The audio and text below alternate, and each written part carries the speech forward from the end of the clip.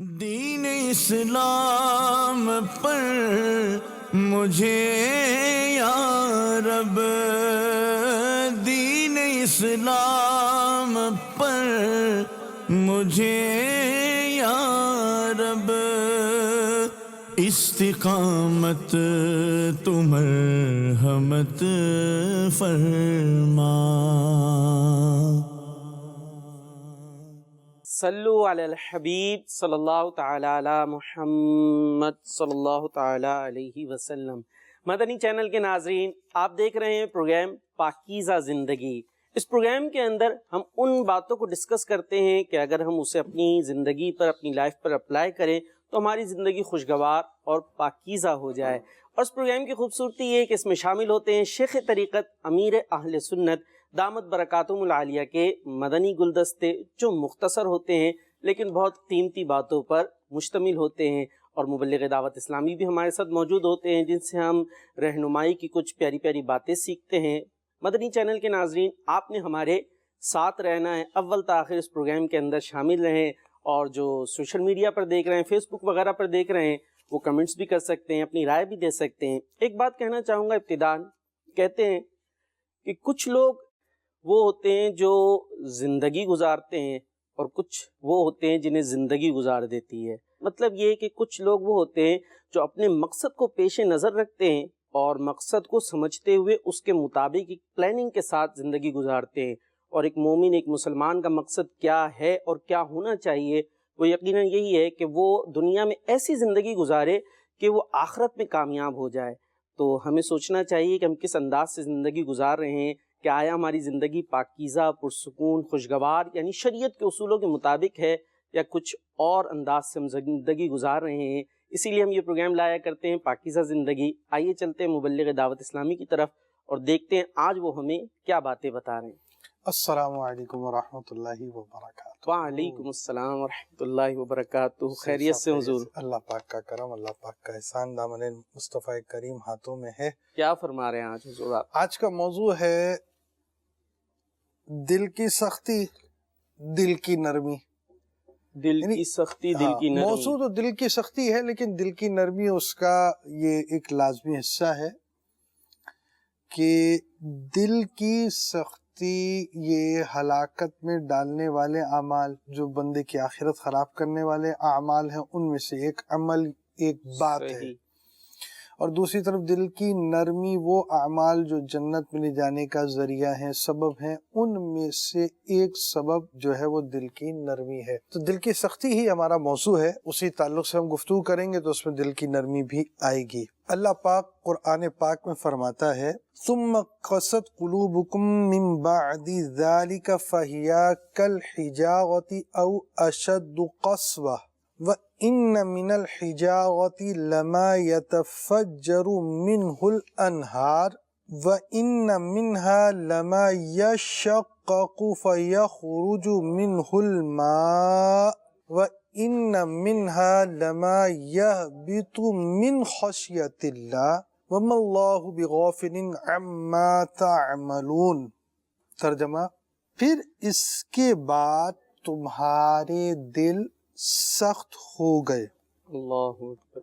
حضور پرنور صلی اللہ تعالیٰ علیہ وسلم کے زمانے میں موجود یہودیوں سے یہ بات فرمائی گئی کہ اپنے باپوں کے عبرت والے واقعات سننے کے بعد تمہارے دل حق بات کو قبول کرنے کے معاملے میں سخت ہو گئے۔ یہ اس کا پس منظر ہے۔ اب یہ بات ان سے ہو رہی ہے، پھر اس میں مسلمانوں کے لیے کیا مدنی پھول ہے وہ بھی ہم آپ کو بیان کریں گے۔ آیت کا جو شان نزول ہے یا بیک گراؤنڈ ہے کہ جس کی وجہ سے آیت کا نزول ہوا، یہ جو قرآن پاک پڑھتے ہیں، تفسیریں وغیرہ پڑھتے ہیں، کچھ ان کی سٹڈی ہوتی ہے قرآن پاک کی، ایون وہ اگر اردو ہی جو تفسیریں صراط الجنان وغیرہ بھی پڑھ رہے ہوں تو ان کو پتہ ہوتا ہے کہ ایک ہوتا ہے آیت شان نزول، یہ آیت کیوں نازل ہوئی، بیک گراؤنڈ جو اس کا ہوتا ہے، کس وجہ سے نازل ہوئی، وہ چیز بیان کی جاتی ہے۔ تو اس میں یہ بات بیان کی گئی، ان سے جو بات ہو رہی تھی وہ یہ تھی، پھر اس کے بعد تمہارے دل سخت ہو گئے، تو وہ پتھروں کی طرح ہے، اللہ اکبر، بلکہ ان سے بھی زیادہ سخت ہیں۔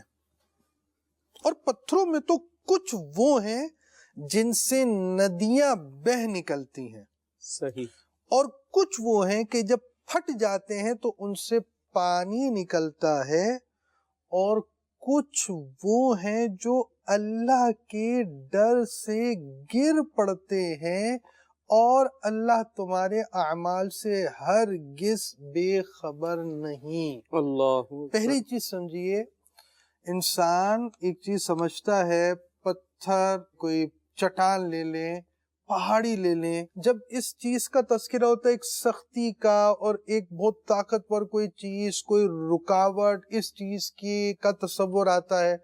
پہاڑوں کے بیچ میں سرنگیں قائم کرنی پڑتی ہیں، نکالنے پڑتے ہیں صحیح، رستے، پھر جا کر آپ کا رستہ بنتا ہے کہ یہ ہے تو یہ ایک طرح سے ایک سٹاپ ہے۔ تو جو سخت چیز ہے اس کا تصور پتھر کے ساتھ آتا ہے، اور پتھر سے مثال دی جاتی ہے، جیسے خود صحیح، بیان کیا گیا کہ تمہارے دل جو ہے وہ پتھروں کی طرح سخت ہو گئے، پھر فرمایا گیا بلکہ اس سے بھی زائد، کیونکہ پتھر جو سختی کی ایک مثال ہے، علامت ہے، صحیح، اسی کے بارے میں یہ بات بیان کیا جا رہا ہے کہ پتھر ایسے بھی ہوتے ہیں کہ ندیاں بہہ نکلتی ہیں، پتھر ایسے بھی ہوتے ہیں کہ پھٹ پڑتے ہیں، اور اللہ پتھر اکبر، ایسے بھی ہوتے ہیں جو گر پڑتے ہیں اللہ پاک کے خوف سے۔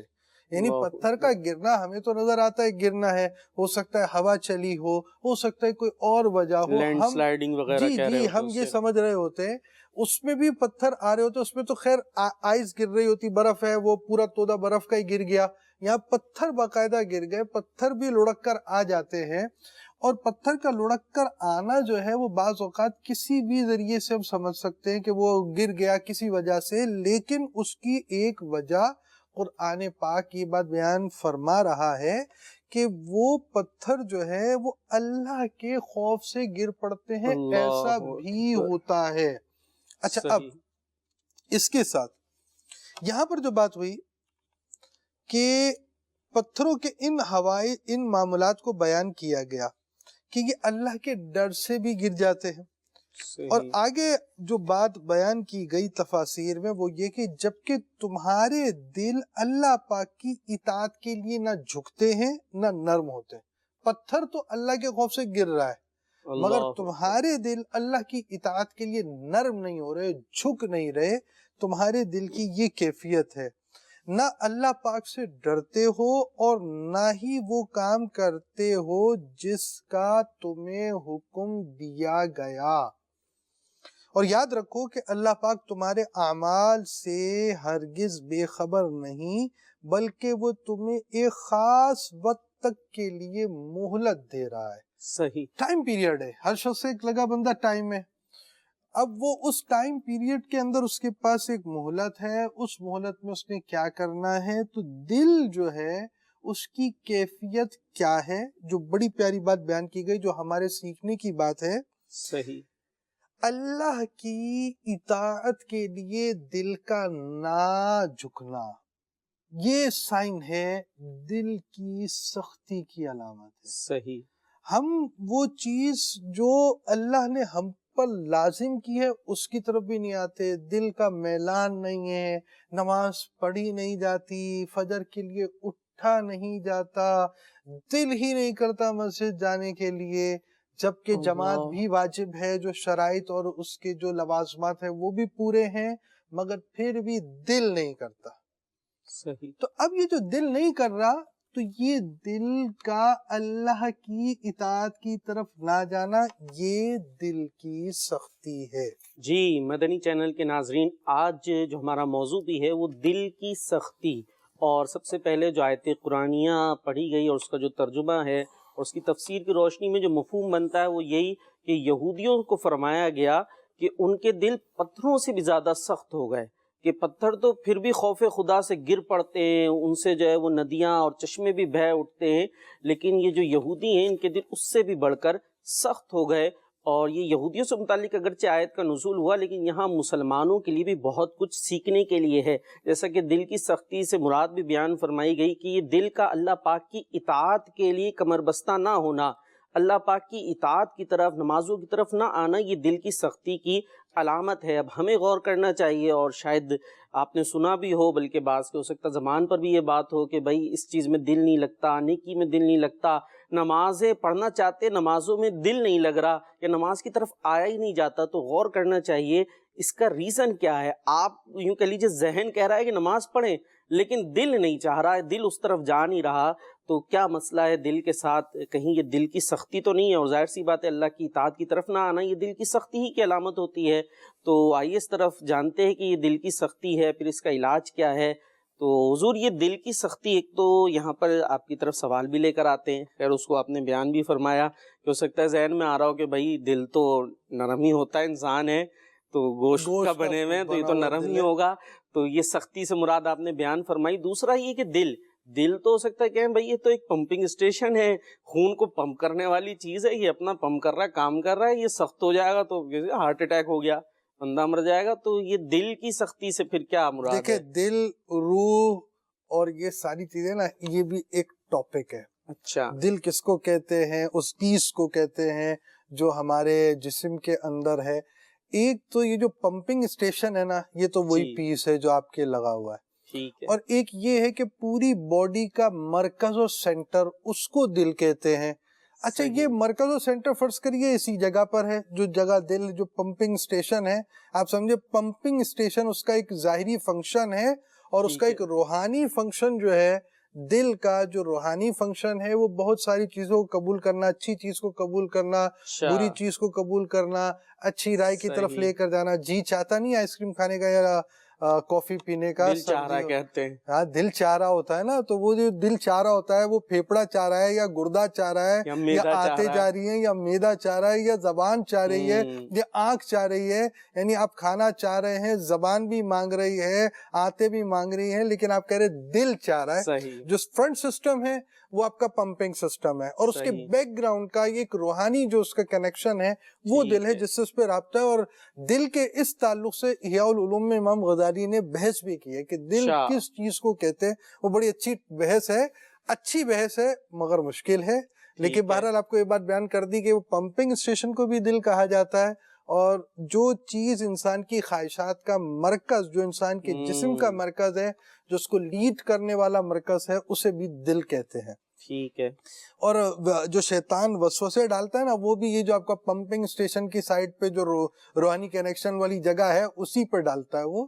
تو یہ اس کا اس سے بہت گہرا تعلق ہے. بھائی انسان کا جسم اور روح دونوں کا ایک آپس کا تعلق ہے. روح لازمی بات ہے وہ انسان کے جسم کا ظاہر نہیں ہے، وہ اس کے آپ سمجھے اس کے بیک گراؤنڈ میں ہے. یعنی یوں ہم کہہ سکتے ہیں کہ جس طریقے سے انسان کے ظاہری جسم کو چلانے میں دل کا بڑا بنیادی کردار ہے کہ اگر دل رک جائے تو انسان کا ظاہری جسم بھی رک جائے گا، مر جائے گا. اسی طرح انسان کے جو باطنی اعمال ہیں اس سے بھی دل کا بڑا کنیکشن ہے. یعنی جو اس سے اچھائیاں اور برائیوں کو صدور ہوتا ہے اس کا بھی دل کا بڑا کنیکشن ہے. انسان کی زندگی اور موت کے لیے جسم اور روح دونوں کا تعلق ہے، اور دل جو ہے اس سے اس گوشت کے لتھڑے اور اس دل جو مرکز لیڈ کر رہا ہے اس کا بھی ایسا ہی کچھ تعلق ہے. تو یہ دونوں چیزیں ہیں. بہرحال آپ دل کی باتوں کی طرف آ گئے اور بڑی گہری باتیں کر دی آپ نے دل کی طرف. یہ جو دل کی سختی اس کے تعلق سے سیدنا ابو ہریرہ رضی اللہ تعالیٰ عنہ سے روایت ہے کہ نبی کریم صلی اللہ تعالیٰ علیہ وسلم نے ارشاد فرمایا شرم و حیا ایمان سے ہے اور ایمان جنت میں ہے. اور فحش گوئی دل کی سختی سے ہے، یعنی دل کی سختی کا رزلٹ ہے یہ. صحیح. اور سخت دلی آگ میں ہے.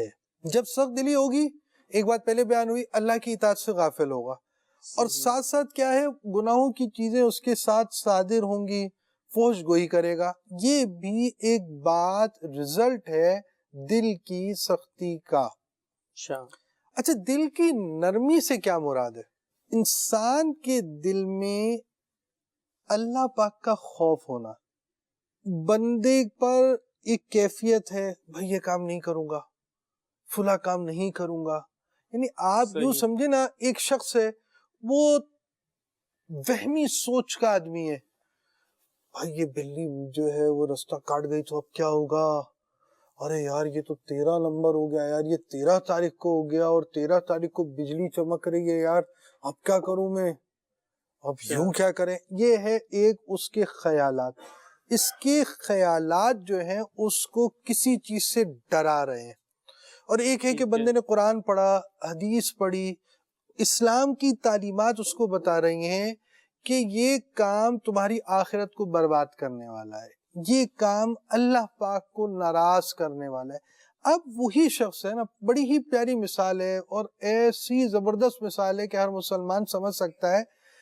بھئی روزہ دن ہے، بھوک لگ رہی ہے، کھانا حاضر ہے، موڈ بھی ہو رہا ہے، وہ دل بھی کر رہا ہے، وہ گردہ پھیپڑا جگر سب کر رہا ہے کہ اس کو کھایا جائے، مگر کیوں رک رہا ہے؟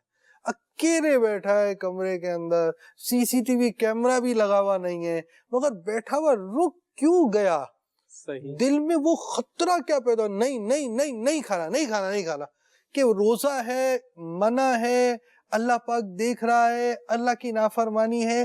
تو دل میں یہ بات جو پیدا ہو رہی ہے، یہ اللہ پاک کا خوف دل کے اندر ہونا، یہ دل کی نرمی کی نشانی ہے. اور کوئی بات نہیں یار، دنیا میں رہے یار، زندہ بھی رہنا یار، تھوڑے گانے سن لیے کیا ہو گیا یار، تھوڑی سی فلم دیکھ لی تو کیا ہو گیا یار، تھوڑا ٹائم پاس کر لیا تو کیا ہو گیا، تھوڑا بات چیت کر دی، میل فیمیل آپس میں گفتگو ہو گئی، کچھ ہو گئی، دوستی ہو گئی، کیا مسئلہ ہے یار، تھوڑی زندگی بھی گزارنی ہے. یہ جو سٹائل ہے یہ دل کی سختی کی طرف لے کر جا رہا ہے کہ آپ نافرمانی کر رہے ہیں، معصیت کر رہے ہیں، اور پھر آپ کو کوئی گھبراہٹ بھی نہیں ہے. یعنی چوری اوپر سے سینہ زوری، کہ ایک تو اللہ کی نافرمانی ہے، اوپر سے یار کوئی بات نہیں یار، دنیا کرتی ہم نے کر لیا تو کون سی بات ہے، دنیا کرتی ہے ہم نے کر لیا تو کون سی بڑی بات ہے. تو ساری دنیا کروڑوں اربوں خربوں کی تعداد میں کامیاب نہیں ہے. کامیاب جو لوگ ہیں وہ لوگ بہت محدود لمیٹڈ تعداد کے لوگ ہوتے ہیں جو کامیاب ہوتے ہیں. آپ نے اگر کامیاب زندگی گزارنی ہے تو لوگ جیسا کر رہے ہیں ویسا کریں گے تو کامیاب نہیں ہو پائیں گے.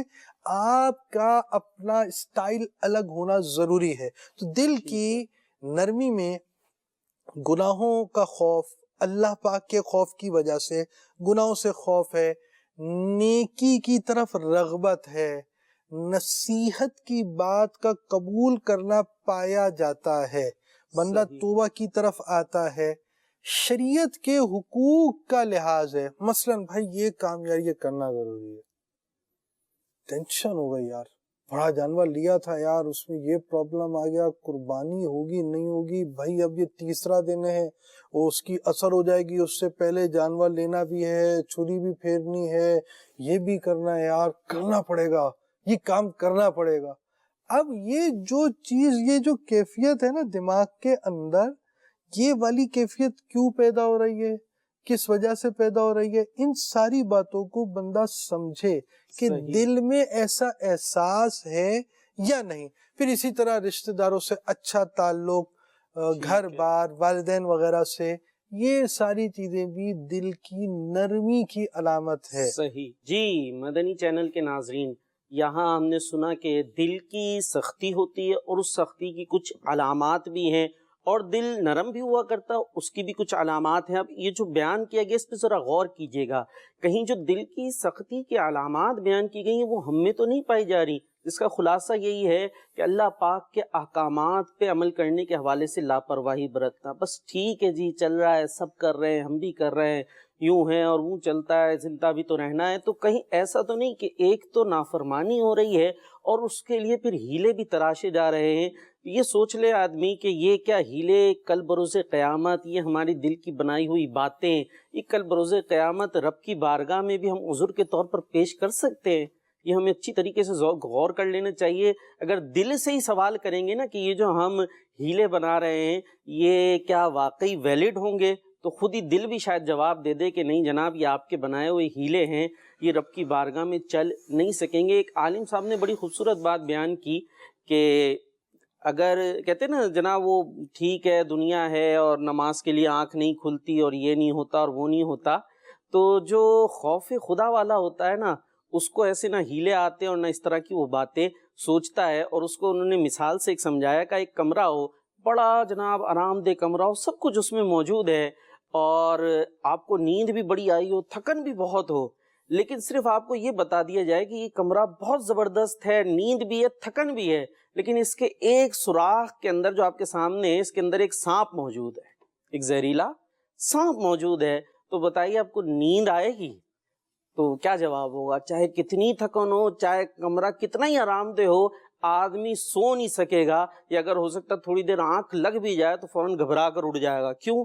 ایک چھوٹے سے سوراخ میں سانپ موجود ہے. تو دنیا کے سانپ سے ایسا خوف آ رہا ہے تو بندے کو وہ جہنم کے عذابات اور اس کے سانپوں سے کیوں نہیں خوف آتا؟ پھر وہ بے پرواہ ہو کے زندگی کیسے گزار سکتا ہے؟ بالکل. اور یہ دل کی جو سختی ہے، اس کے بارے میں امام غزالی نے لکھا کہ یہ جو ہے نا، دل کی سختی ذکر کے اور دل کے درمیان ایک پردہ ہے. اچھا. یعنی وہ چیزیں، یعنی وہ نیکیاں جن کے اثرات دل پر پڑتے ہیں نا، یہ جب دل سخت ہو جاتا ہے تو ایک پردہ حائل ہو جاتا ہے جس کی وجہ سے وہ اثرات دل پر نہیں پڑ پاتے. اور گناہوں کی جو ابتدا ہے وہ بھی دل کی سختی ہی سے ہوتی ہے. اچھا. دنیا میں بدبختی کی ایک علامت دل کی سختی ہے، اور دنیا میں سعادت مندی دل کی نرمی ہے. دیکھیں، دل کی نرمی ہوگی تو رشتہ داروں کے حقوق، پڑوسیوں کے حقوق، فلاں چیز کی رعایت. اب ایک شخص گاڑی لے کر آتا ہے تو وہ پارک کرنے میں تھوڑا دیکھے گا، یار میرے پڑوسی کو پرابلم نہیں ہونی چاہیے، فلاں چیز نہیں ہونی چاہیے، اس طرح رکھنی ہے. اب اسی کو دیکھ لیں، ہمارے ہاں مثال کے طور پہ ریڑھی پہ لیے ہوئے مونگ پھلی بیچ رہے ہیں، تو آپ نے اس سے لینا ہے تو یار سر آپ تھوڑا سائڈ پہ آ جائیں، میں آپ سے لے لوں. سبزی لینی ہوتی ہے، کچھ اس طرح کے ہوتے ہیں. کیوں؟ دماغ میں ایک بات ہوتی ہے دوسروں کے حقوق.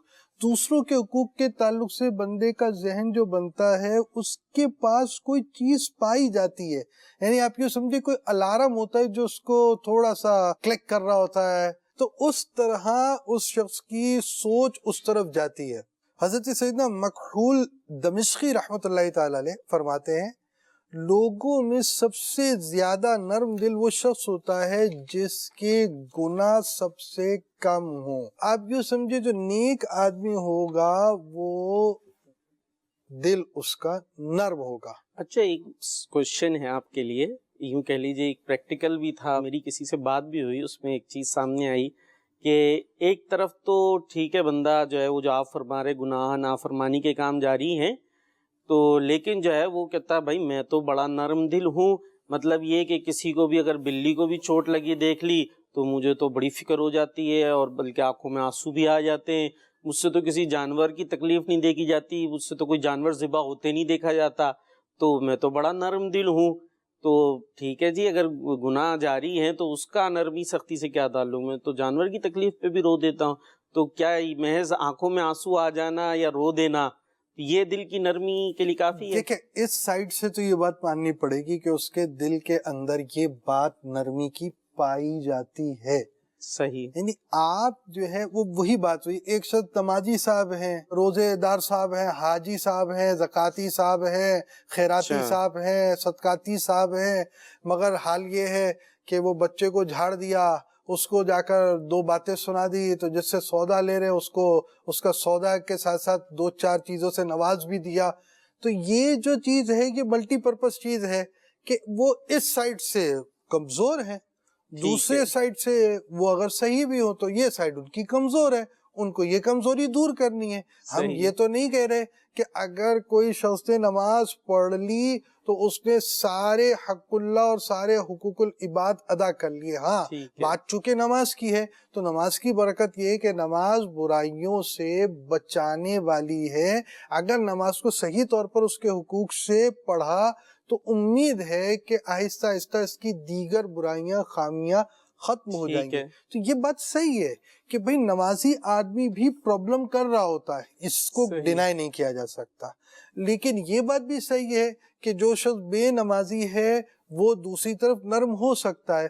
تو جس طرح نمازی کو بولیں گے بھائی آپ اپنے اخلاق اچھے کریں، آپ اس سائڈ کو دیکھیں، اسی طرح بے نمازی جو لوگوں کے ساتھ اچھا ہو تو اس کو دیکھیں گے، کہیں گے کہ بھائی آپ یہ کام مت کریں، آپ یہ جو گناہوں والے کام ہیں نا یہ والے کام مت کریں، وہ نرمی صحیح ہے. اچھا، یہ نرم والے لوگ جو ہوتے ہیں نا، یہ والی سائڈ جو نرمی والی ہے، بلی والی نرمی، ان کا جو ہے وہ آپ سمجھے کہ مطمع نظر کا یہ ان کا ٹارگٹ آڈینس کا یہ ہر شخص سے نرمی ہونی چاہیے.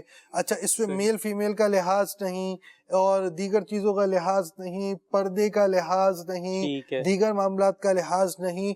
اب ایک شخص جو ہے نا، دیکھیں یہ ایک ذاتی بات ہوتی ہے، ہر شخص کو اس چیز کا ادراک سمجھ سکتا ہے کہ بھائی آخر آپ کسی فیمیل کو جو جا کر ان کی سپورٹ کر رہے ہیں، وائے آپ بالکل خالص اچھی نیت ہے، تو بھائی آپ اپنے بچوں کی امی کے تھرو کیوں نہیں کام کروا رہے، ڈائریکٹ کیوں ڈیل کر رہے ہیں؟ تو وہ تو لازمی بات ہے کہ جو آپ کے گھر کے اندر ہے، یا آپ کی سسٹر ہے یا آپ کی والدہ ہے، اگر آپ کی چھوٹی ہے تو سسٹر ہوں گی، والدہ ہوں گی، کوئی چیز ہوگی، کوئی خالہ ہوگی، آپ کی پھپھی ہوگی، تو جو یہ محرمات ہیں ان کے تھرو کسی کی آپ مدد کریں. اور پھر یہ بھی لحاظ ہونا چاہیے کہ آپ نے اپنی محرم کو، اپنی سسٹر کو، اپنی بیٹی کو، اپنی ہمشیرہ کو، جس کو بھی آپ نے وہاں بھیجا ہے، تو اس کو یہ بولیں گے آپ اپنی طرف سے کریں گے، اس کو یہ نہیں بتانا کہ میں نے بھیجا ہے. یعنی اس چیز کا لحاظ بھی تو رکھیں نا، آپ اپنے لیے تو کوئی رستہ کلیئر نہیں کر رہے، یہ آپ ذرا دیکھیں. تو اس کے سائیڈ ایفیکٹس ہیں، کچھ چیزوں میں اعتدال کی ضرورت ہے. آپ یہ سمجھے کہ نرمی یہ چیز نہیں ہے. مثال کے طور پر ایک بات بیان کی، نرمی کی بات آپ نے چھیڑ دی، تو پھر امام غزالی کی بات سن لیجئے. اب یہ تھوڑی ہے کہ اخلاق یعنی جہاں غصہ آنا ہے وہاں غصہ کا نہ آنا یہ بد اخلاقی اور میں یوں بولوں بے غیرتی ہے، تو پھر وہ تھوڑا ہارڈ لفظ ہو جائے گا نا. مثال کے طور پر کوئی شخص ان نون آدمی آ کر آپ کے گھر کے اندر جو عورتیں وغیرہ ہیں اس کو تاکہ جھانکی شروع کر دے، تو آپ کیا ہاتھ باندھ کے بڑی نرمی سے بیٹھے ہوئے ہوں گے؟ نہیں بیٹھیں گے نا. تو یہی چیز ہے. پھر یوں آپ یوں چھوڑ دیں، بھائی ایک بارڈر ہے، دوسرا ایک ملک دوسرے ملک میں انوالو ہو تو دوسرا ملک ہاتھ بات کر بیٹھے گا، جناب نرمی کوئی بات نہیں سر، یہ بھی لے لیجئے، یہ والا پورشن آپ کے لیے سر، یہ ڈائننگ روم آپ کے لیے سر، یہ خزانے آپ کے لیے. یا پھر کیا ہوگا؟ جو ہوگا وہ ساری دنیا سمجھ سکتی ہے. تو اب آپ یہ سمجھ لیجئے ہر قوم کی ایک بارڈر ہے، ہر گھر کی ایک باؤنڈری ہے، اسی طرح شریعت کی ایک حدود ہے. یعنی یوں ہم کہہ سکتے ہیں کہ نرم دلی شریعت کو مقصود ہے، لیکن وہ نرم دلی کہ جیسی اللہ اس کے رسول نے بتائی ہے کہ آدمی کا دل، کیٹیگری ہے، جو کرائیٹیریا طے ہے اس کے مطابق آدمی کا دل اللہ اس کے رسول کے احکامات کے لیے جھک جائے. محض نفسیاتی قسم کی نرم دلی کہ بھئی یوں ڈر جاتا ہے آدمی، جس کو کہتے ہیں نا چھوٹے چھوٹے کیڑے مکوڑوں سے بھی ڈر رہا ہوتا ہے. نفسیاتی والی بات بہت اچھی کی آپ نے. جو بلی ہے نا، دیکھیں ایک ہے اسلام میں کانسیپٹ ہے کہ مجھے جانور سے پر جو رحم آتا ہے اللہ کے لیے. دیکھیں ایک تعلق ہے آپ کا ایک جانور سے، جو تعلق ہو، آپ پیدا ہوئے ہیں دنیا میں آئے ہیں تو آپ کا جانور سے ایک تعلق ہوا کہ جانور آپ کا تھا، آپ کی گلی میں تھا، آیا گیا جو بھی ہوا. تو اللہ پاک نے جتنے احسانات کیے اور اللہ پاک نے دنیا میں رہنے کے جو آپ کو احکامات بیان کیے، آپ کا وہ تعلق ہے، اس تعلق کی وجہ سے جانوروں پر رحم ہوگا، اس تعلق کی وجہ سے پڑوسی پہ رحم ہوگا، والدین پہ رحم ہوگا، اولاد پہ رحم ہوگا، رشتہ داروں پر رحم ہوگا. مگر اسلام نے جو باؤنڈری کھینچی ہوئی ہے نرمی کے تعلق سے، نرمی کا یہ مطلب نہیں ہے کہ ایک پہ نرمی کر رہے ہیں تو ایک کی جیب کاٹ دی تو دوسرے کو صدقہ دے دیا، یہ نہیں کر سکیں گے آپ. اسی طرح آپ کو پردے کی رعایت آپ کو کرنی پڑے گی.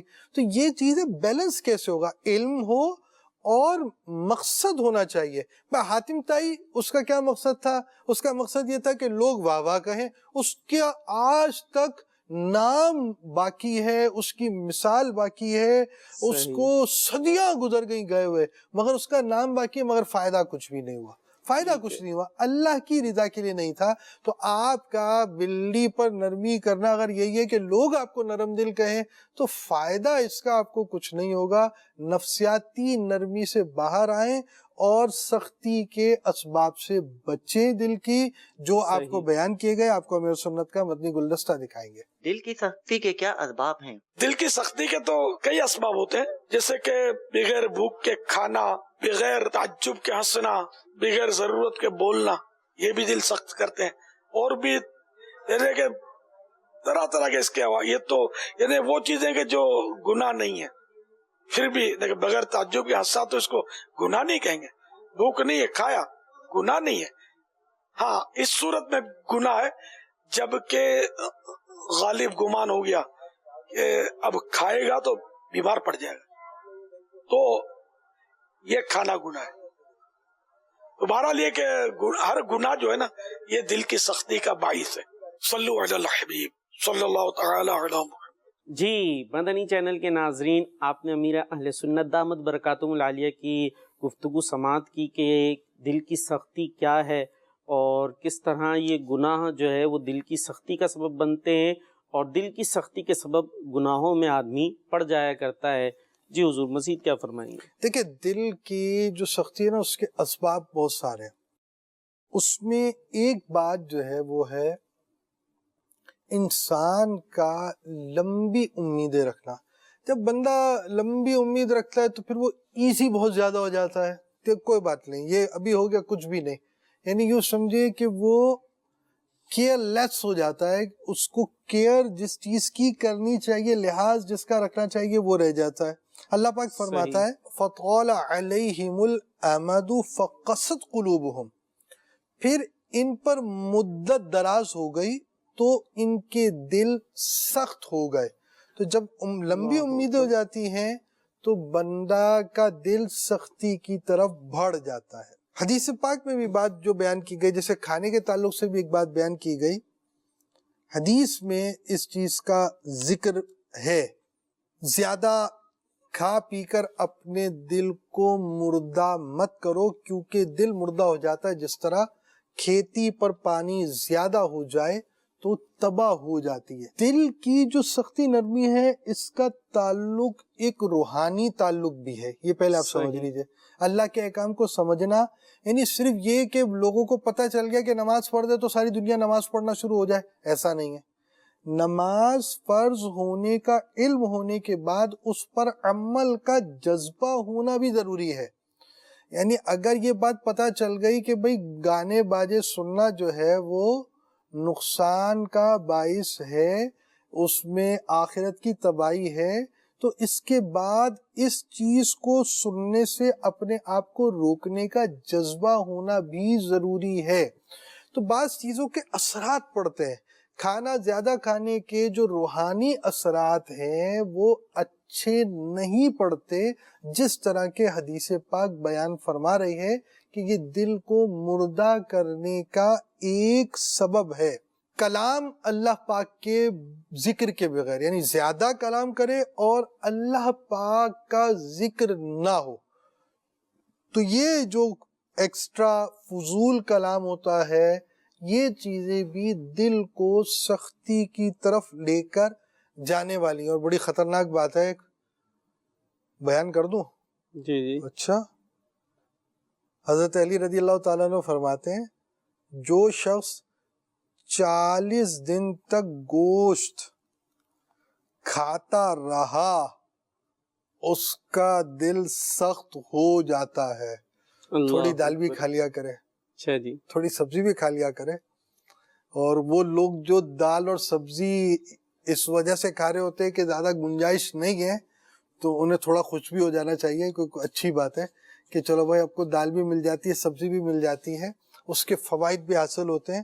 مستقل گوشت کھانے کے بارے میں حضرت علی رضی اللہ تعالیٰ عنہ نے لکھا، اور یہاں فرمایا انہوں نے کہ جو شخص 40 دن تک گوشت کھانا چھوڑ دے تو اس کا مزاج میں خرابی اور بگاڑ بھی پیدا ہو سکتی ہے۔ دو باتیں، یعنی 40 دن مستقل کھانا بھی نہیں ہے اور 40 دن میں ایک آدھ مرتبہ کھانا بھی ہے، تاکہ تھوڑا بیلنس رہے۔ حضرت علی رضی اللہ تعالیٰ نے یہ بھی فرمایا بھائی کھائیے گا گوشت، تو وہ 40 دن میں ایک آدھ مرتبہ کھا لیجیے گا، لیکن یہ کہ مستقل جو کھانے، جو آپ یوں سمجھے کہ ایکسپینسو کھانے، مہنگے کھانے، بازاری کھانے والے لوگ ہیں، گوشت پر گزارا کرنے والے جو افراد ہیں ان کو غور کرنا چاہیے۔ اچھا، یہاں جو کچھ آپ نے ارشاد فرمایا، اور مدنی چینل کے ناظرین ہو سکتا ہے آپ نے بھی غور کیا ہو کہ ایسی چیزیں جو جیسے کلام ہے، بولنا ہے، یعنی ایک تو نیکی کی بات کہنا ہے، وہ تو ظاہر ہے اچھی بات ہے، یعنی بلا فائدہ بولنا